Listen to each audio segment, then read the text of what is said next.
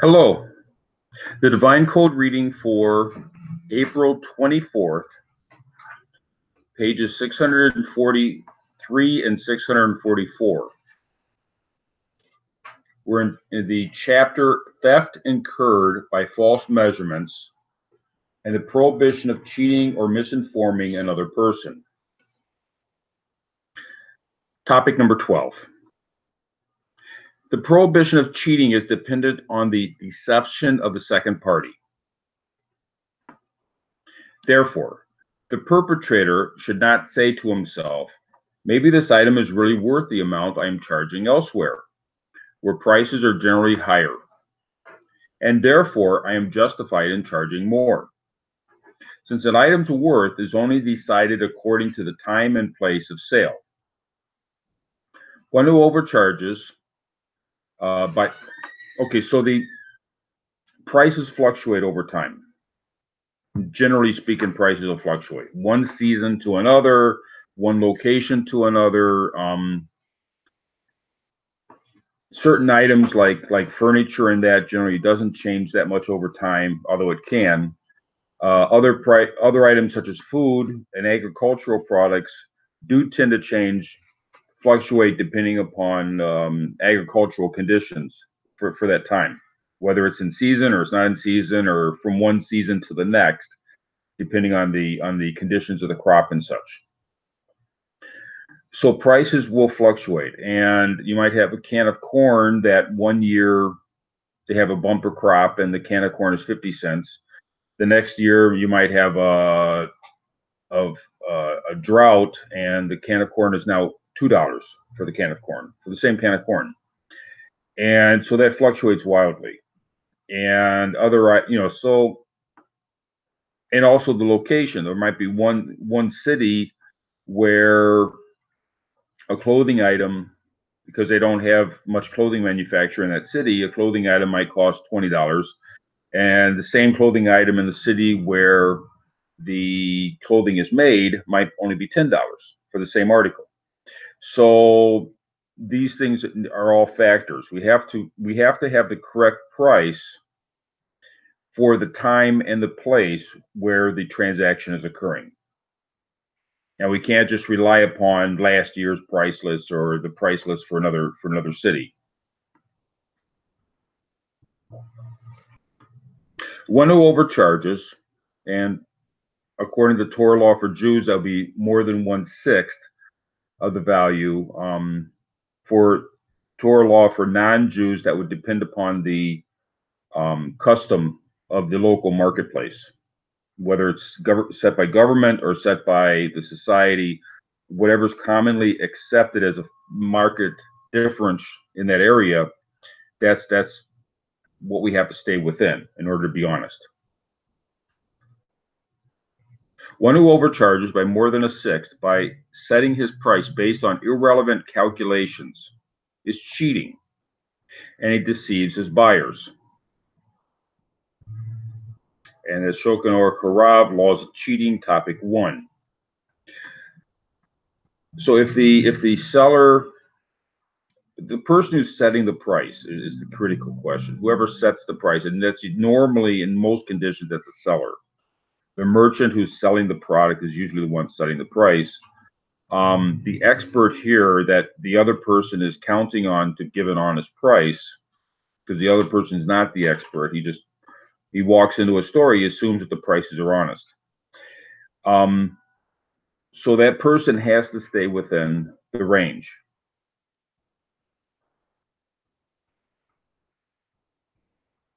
Whether the seller overpriced the item and cheated the buyer, even by mistake, or the buyer underpriced the item and cheated the seller, even by mistake. So it could be the buyer or it could be the seller. It's the person that is in the position to be an expert, we hope is an expert, and is able to, he's accepted in the transaction as being this expert that knows the correct price. And he has to be careful not to overcharge or undercharge for the item. and even if it's done by mistake. So he has the price list from the other city. He doesn't realize that the city that he's in has a different prices. He's using his price list from the other city where the prices are different, even if it's by mistake. The party that made the unjust gain must compensate the other for the unjust loss. So these are cases where the person that's accepted as the expert, if he gains money from the unsuspecting person, the person that's not considered to be the expert, then the person that made the money improperly made the money should compensate the person that lost money due to the transaction. However, if the first party who received the loss did so due to his own error, so now we're in a case where the person is erring. This is the expert in the transaction, the person that should know the correct price.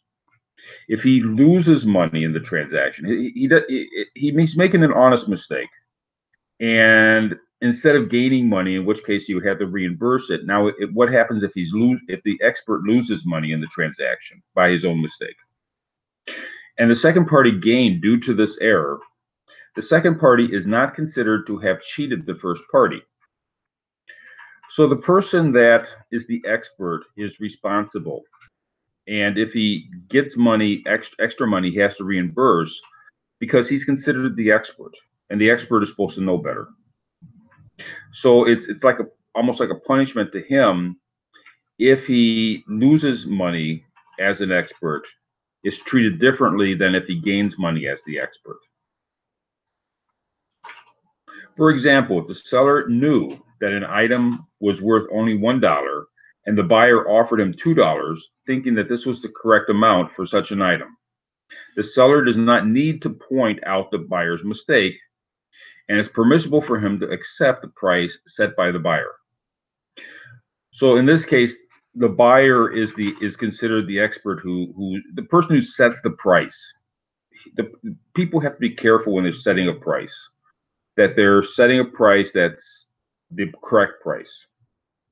If a person just goes on irrelevant issues, such as maybe they have an emotion, they really want that can of peas. The can of peas should go for $1, but he just has a hankering for a can of peas, and he offers the person $2 for it. The seller of the can of peas knows it's only worth $1, but the person offers him $2. The person that set the price in the transaction, if he cheats himself, that's on him. It's not on the person who went along with it.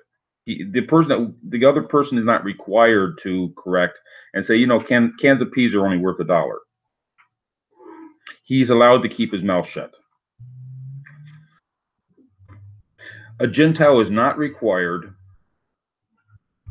to point out that the other party made a mistake in setting the item's price.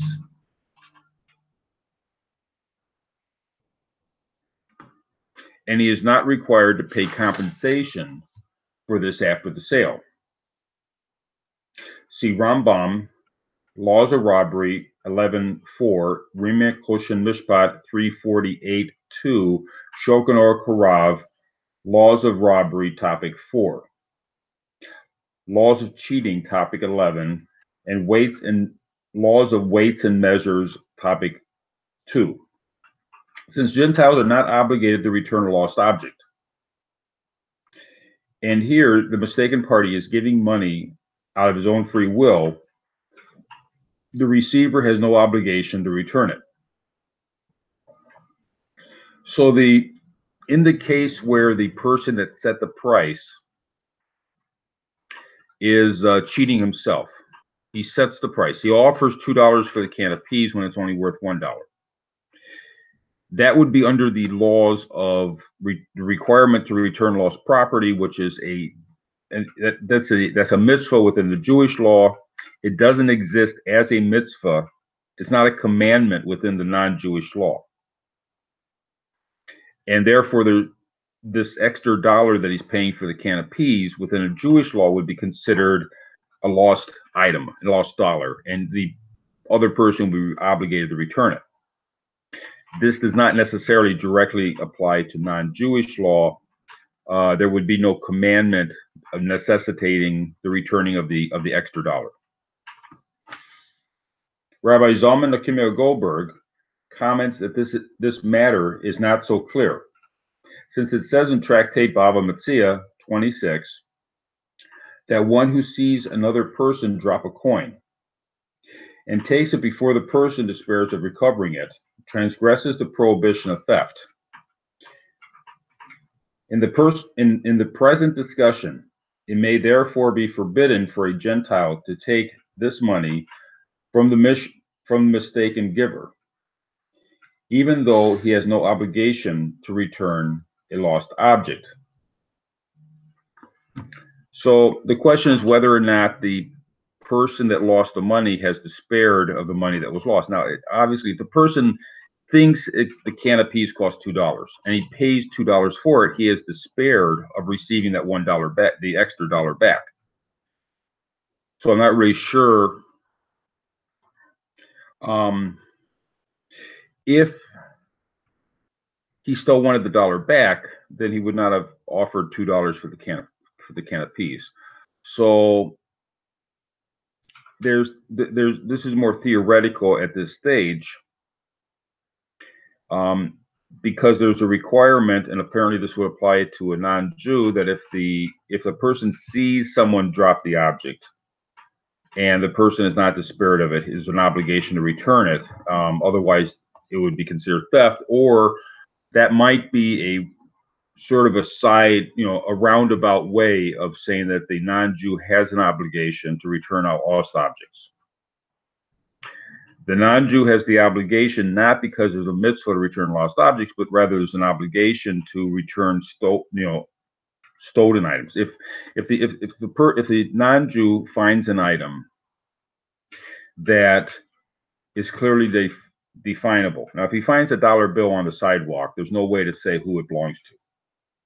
But if he sees the dollar bill drop out of another person's pocket, then he knows who the dollar bill belongs to, and if he keeps it, it might be considered theft. So what's being said here is more a question of whether or not the non-Jew has an obligation to return lost objects when it's easily notable who the owner of the lost object is. Otherwise, it might be under the laws of theft to keep the lost object if he knows who the owner is.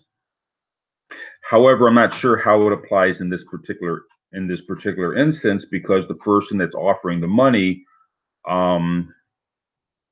is by the transaction is despairing of the extra of the amount that he's losing.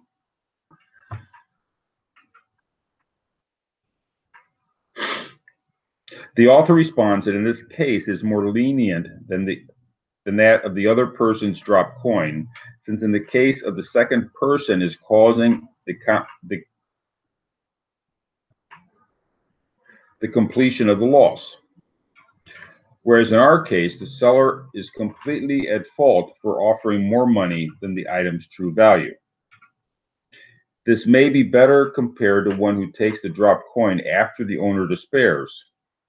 Also, in the case of Bava Metzia, possibly may not be referring to a Gentile, as will be explained in chapter 15, volume 2, that a Gentile has no obligation to return a lost object.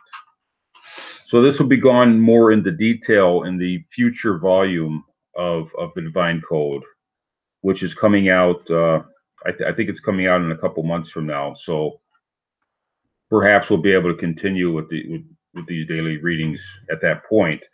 But for right now, I would suggest that there is an obligation under the prohibition of theft for a non-Jew to keep something that he knows belongs to him, that was lost by another person. If a person finds a donkey and it's branded, but he finds it wandering in the field, he knows who the owner is, and he knows the owner's looking for the donkey, he can't keep the donkey, because it belongs to the other person, and the other person's looking for it. He can't say, "Well, I found it wandering around an open field." It's not ownerless at that point. And if he takes it, then he's stealing. If he keeps it, if he doesn't return it, he's stealing the donkey. And if he sees the dollar bill dropping out of another person's pocket, he has an obligation to return it to the other person, even if the other person isn't aware of it. He hasn't given up that dollar. You know, if the person knows clearly who the owner of an object is, he has an obligation to return it. Otherwise, it's theft. But there's no obligation. The Jewish obligation is way beyond that. It's if a Jew finds something on a sidewalk, he's obligated to take care of it, maintain it, and make a serious effort to find the buyer, to find the owner. Even if he doesn't have a clue who the owner is, he has a serious effort to locate the owner, and that can be a lifetime of looking for the owner. So the non-Jew does not have that level of obligation, but the Jew does. So in the case of the overpriced can of peas, the buyer offers to buy the can of peas, and the owner of the can of peas sells it to him at the inflated price. He's not required to reimburse the owner for the extra price that he paid for the can of peas.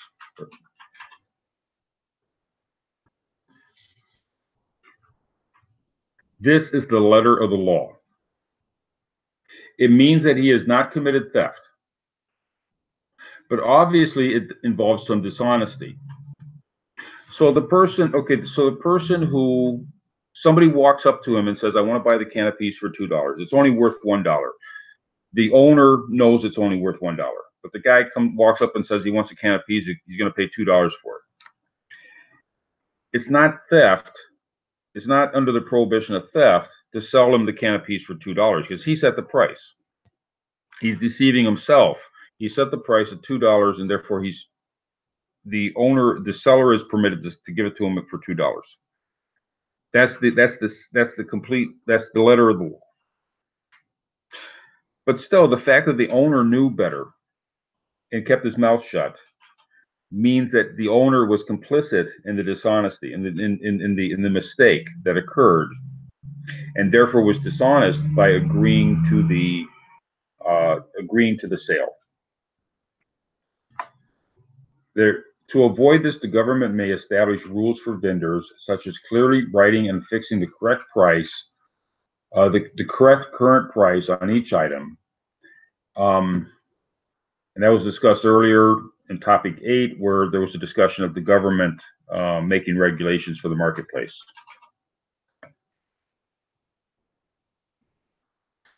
So it's best to have, I mean, if someone just walks up to someone and says, "Hey, I want to buy a can of corn out of your house's pantry, I'll pay $2 for it." Maybe the guy's, in that case, the guy, even if he knows it's only worth $1, but he really needs that can of peas.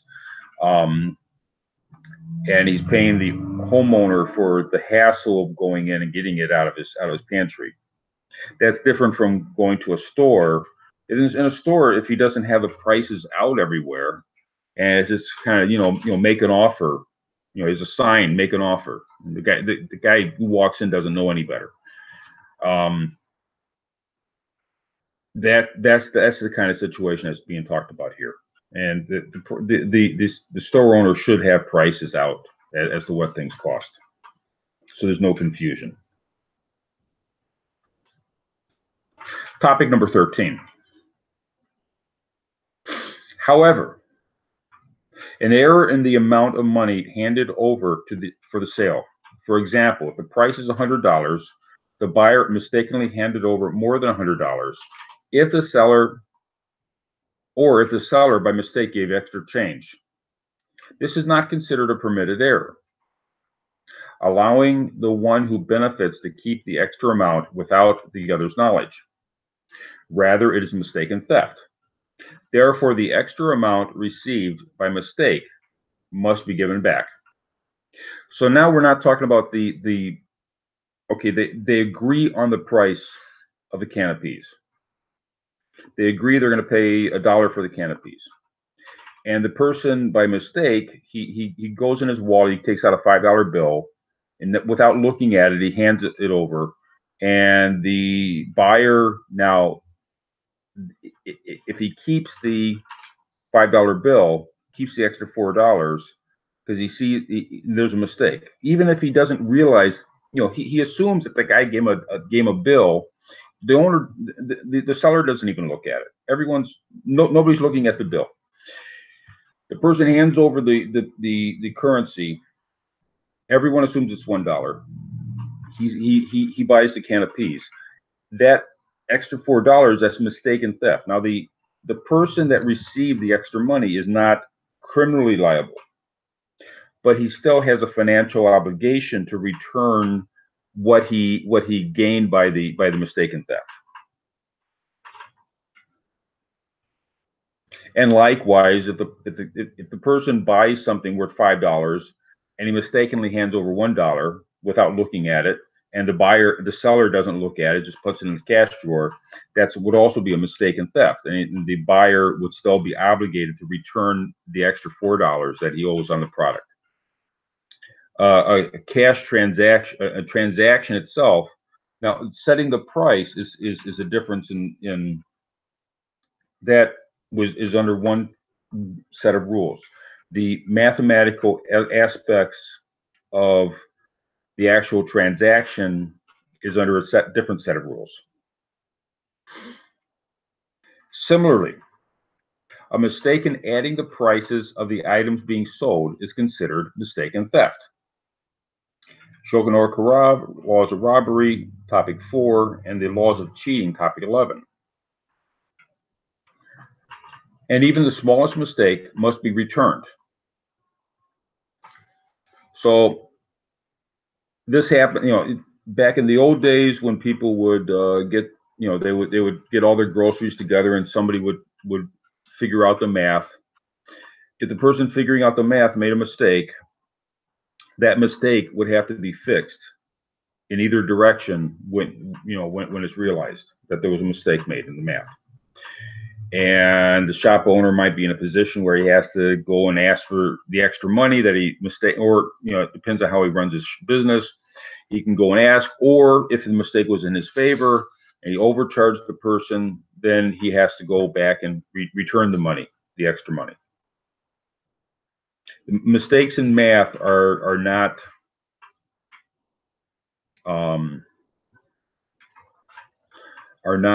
considered acceptable benefit to the person that received the benefit.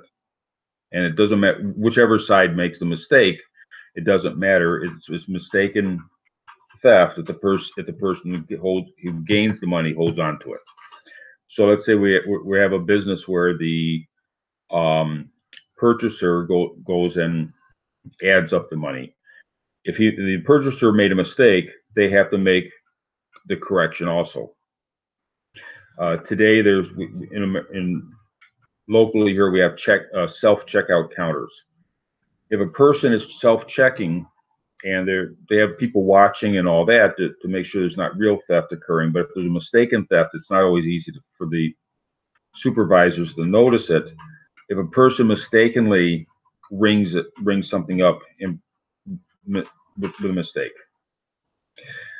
that mistake later on would have to be corrected in whatever direction it occurs.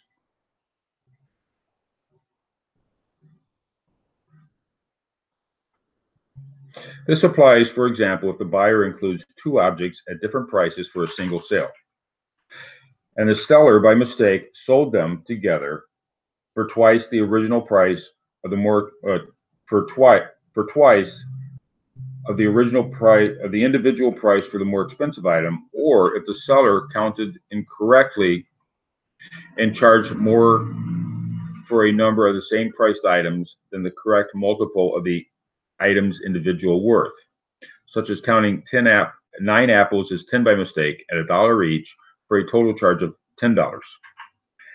So if the person is making a mistake in how they're counting, and they're ringing up the sale, mistakes one way or another occur. They see two cans. One is corn that should be 50 cents for a can. The other one's peas, should be $1 for a can.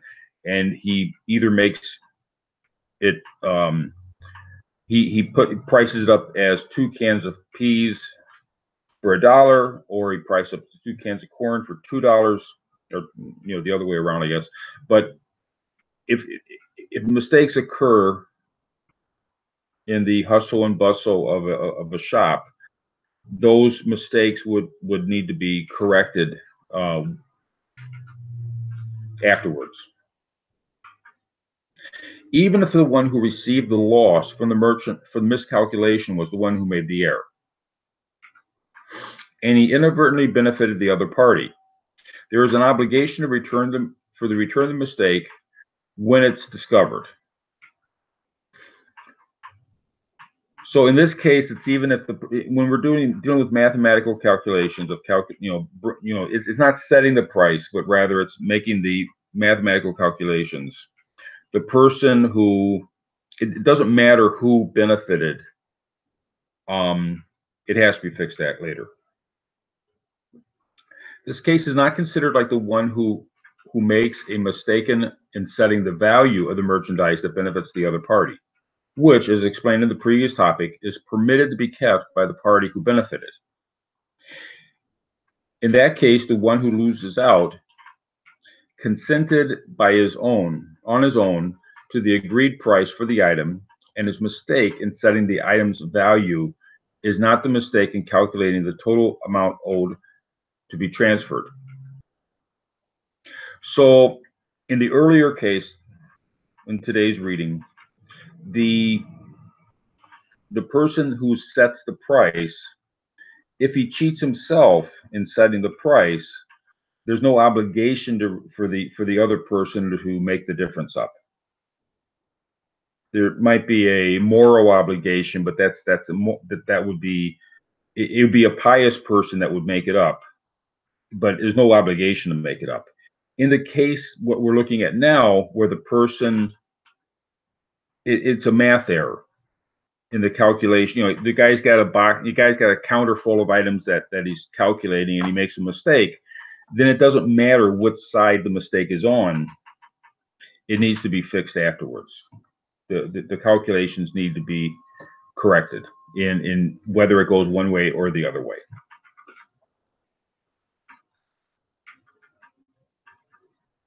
In this case, however, since one party did not agree that the amount of funds being transferred was calculated correctly, then even if he himself took the loss, nevertheless his mind was not in agreement with the act, and therefore the one who benefited from the mistake is considered as having committed mistaken theft. So in the first case, if the person that's considered the expert, the person that's setting the price on the item, makes a mistake and hurts himself with the mistake, that's not mistaken theft. This is more in the area of lost item, that there's not an obligation for a non-Jew to return a lost item. Therefore, he's not required to return it. It's not theft if he holds on to an item that had been despaired, and the owner did not expect to get it back. In this case, in the case of the mistaken calculation, it